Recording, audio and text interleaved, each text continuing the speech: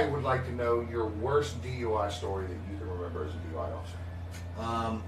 Well, the worst one that I would have to say is 2017. We had a female that was driving on the Crosstown Expressway, 100 miles an hour plus, totally impaired on alcohol and all kinds of other drugs, marijuana, cocaine, everything you can think of.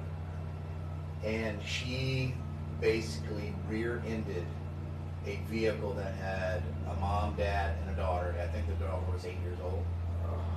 Hit the car so hard that it sent it across the crosstown into the opposite lanes on fire, and then hit a Jeep that had another lady in it that ended up being basically paralyzed from the waist down as a result of the accident.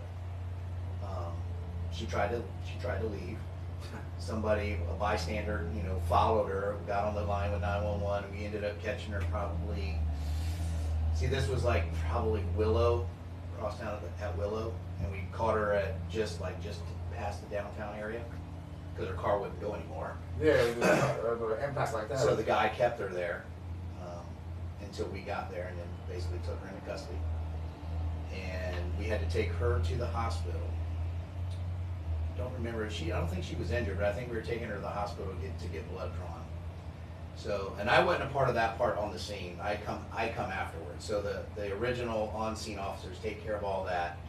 Once they realize there's signs of impairment, that's when we get involved. So my guys were out there doing the DUI part of it, taking her to the hospital and getting all that done. So I show up because I had to go to another fatal crash on Dale Mabry, just north of MLK,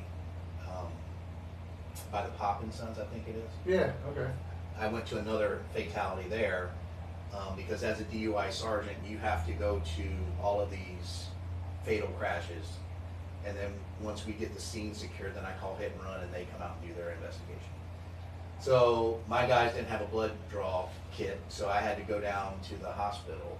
And she basically was sitting there and we were waiting for the nurse to draw the blood, and she had her handcuffs in the front because right now she's being kind of cooperative. So she's sitting against the wall here. The bed, in the room is here. The nurse is sitting right there. I'm standing like right here, and then my guy was there typing on the computer for the affidavit to put her in jail. The nurse that had taken the blood draw kit had done all the stuff and had set it down and said, "Hey, here's your kit." So by the time, just the little tubes.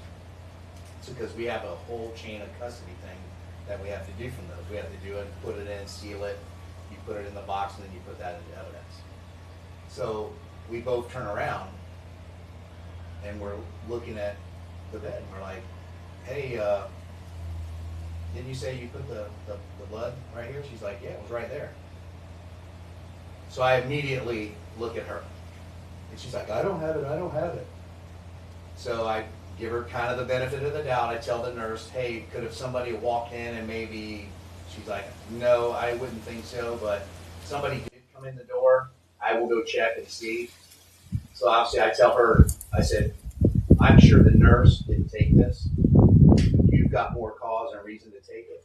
So you've got one opportunity." And she kind of dropped her head a little bit and then reached down into the front of her pants and basically took out the tube. Well, now custody is all jacked up. And now you got to do it over again. So we got to do it all over again. That.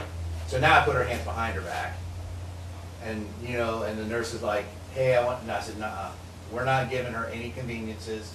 Take the blood however you got to take it." She's not doing that. So, but I had to run to my office to get another blood kit and come back because I didn't have any more in the car. They don't keep us at the hospital? No, because it's just an agency thing. So she ended up, she took an open plea, and she ended up getting 50 years in prison for it. So I'd have to say that's probably the worst DUI fatality crash. 50 years though. She maimed one person and killed somebody else? Killed three. That's 50 years. 50 years. Yeah. Doesn't seem like it's fair, does it? No, that's not real fair to me. You should never see like. And that's why, I continue working with MAD, because it's MAD's goal to strengthen the DUI penalties. They want it, where, your first time, or especially in a fatality crash, you killed somebody. If I walked up and shot you as first-degree murder, I'm going away for life. Even second-degree murder, you're going away for a long time as well. Whereas I would think if you consciously drink enough and got in a car, it's premeditated. Well, they're not gonna, they don't consider it premeditation, because you're not actually talking about, hey, I wanna drive and go kill, I wanna hit somebody and hope they die. That's my goal. I'm gonna drive impaired to the point where I'm gonna kill somebody.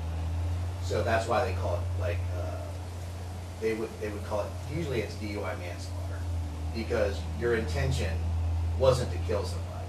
The accident or the crash is always something that it's not like you drove purposely. It's your faculties impaired is what caused you to do that. So you didn't really have okay, I'm gonna drive and, let me run the red light and hit somebody and kill them. So that's why they're not gonna do that. And, so that's why, your penalty is usually, for the first time, something like that, if it's just one person, is usually anywhere from 7 to a maximum of 15 is what you get. That's, I don't know.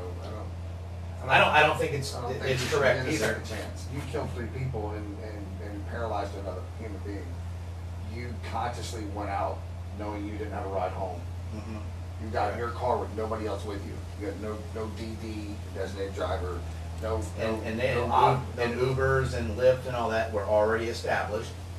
So there should have been no excuse. There's no excuse. But see, this is the typical thing, and this is what we talk about in the high schools, is if you go out in your car and you have not made your plan on what you're gonna do ahead of time, you're not gonna do it after you start drinking. So, and what I mean by that is if I don't have a plan, it's okay, if I don't plan on drinking that much, but, things go, hey, it just happens sometimes where you run into people and next thing you know, you've had too much. Well, I don't wanna leave my car down in Hyde Park, or I don't wanna leave it in Ybor City, because it's probably gonna get broken to, or somebody's gonna tow it. Then I'm gonna have a tow bill of, $175, $195, I can't afford that, I'm just gonna drive. Guaranteed. Now, there are occasions where people are gonna make the right decision, and typically what we've found is dudes we're the worst at it, because we're too macho. Yeah. We don't want to admit that we can't handle ourselves and our alcohol, so you don't want to ever have anybody think that, look, Jason, look, he can't handle his alcohol, he got to have somebody take him home. Well, you would go, nah, bro, I'm good. You're going to get right in your car and you're going to leave. It's funny you say that. We were at Oktoberfest this past weekend. Me, my wife, one of her coworkers, and his wife.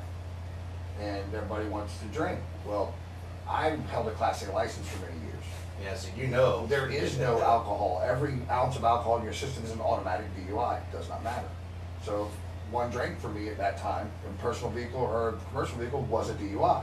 So I've just taught myself over the years, there's no drinks, no driving. I'm on my motorcycle, which is even more stupid to have a drink and get on your motorcycle. Hell yeah. And we're in a bike event in Daytona where they're just looking for people to be stupid. That's correct. So your odds of going to jail for riding on your motorcycle drunk are pretty high in Daytona.